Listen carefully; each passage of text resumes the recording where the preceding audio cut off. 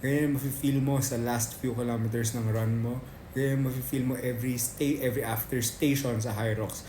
Hybrid leg day para malakas yung legs mo, malaki pa rin yung legs mo, may cuts pa rin yung legs mo, makakatakbo pa rin yung legs mo ng mabilis and matagal, at kaya mo mag-Hyrox. So, ito yung workout natin. So, syempre, una-una, mga basic movements lang tayo, no? So, warm up tayo, leg extensions, 4 sets of 12 to 15 yan. Kung yung nagkakamali, 15, 15, 12, 12 ang ginawa ko dyan. Then after that, nag-adductor and abductors tayo. So, inuna natin yung ABD palabas para, of course, mag-open up yung hips. And then, next nyan is nag-ADD tayo yung paloob para sa inner thighs. So, ganun din, 12 to 15 reps. Ito tig 3 sets na lang.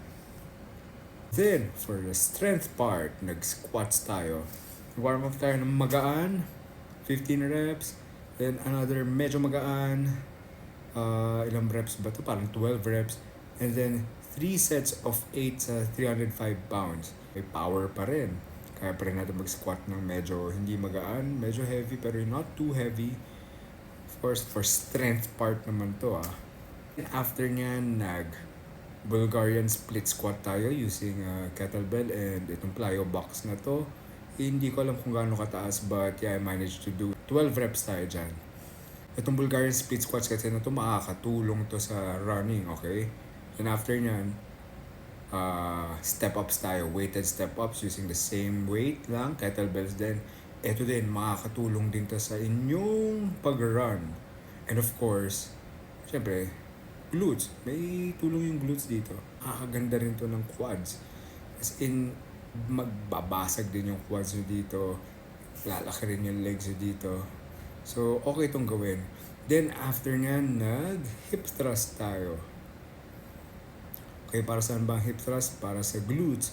Kasi, again, ito sa running part na to. Kasi ako pansin ko pag uphill, na-utilize ko more yung glutes ko. And pag medyo pagod na ako, nag-heel strike ako. Ibig sabihin, yung sakong ko unang naglaland pag tumatakbo. And ang tendency nun is nagagamit ko yung glutes. Ako bilang coach and an athlete, alam ko yung katawan ko, alam ko kung ano yung kailangan kong gawin, and alam ko kung ano yung mga daya ko sa sarili ko. So, ito isa kong daya. Pag uphill, nag-glutes ako, ginuglutes ko, and hamstrings ko, kaya nag-glutes tayo. Hyrox part naman.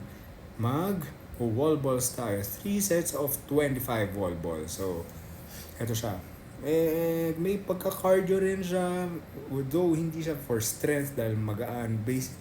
But, definitely endurance siya. And yung movement na kailangan for Hyrox. So, ito napaka-importante. Yung last workout natin sa legs, calf raises. So, ang ginawa natin sa calf raises, single leg. Mahilig ako mag-single leg. Bale, 10 reps na slow, steady reps. For para lumaki, kahit hindi na lumalaki yung calf ko. And then yung last 10, explosive. Bakit? Para springy ako. So pag tumatakbo, kailangan mo may springiness ka. Hindi pwedeng puro para ka lang nagla-lunges pag tumatakbo. So may bounce ka dapat. Yun yung ginawa natin. So, palaki muna. And then, toink, toink, toink, toink, toink. Ganon. So may bounce yan para springiness. Para kung nagpo-pogos. Ano ba yung pogos? Yung tatalon-talon ka, naka-tiptoe. Yun siya.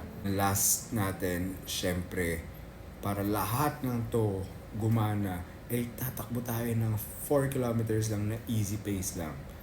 Yes, right after ng leg day. Bakit? Para matuto yung katawan mong tumakbo ng pagod na.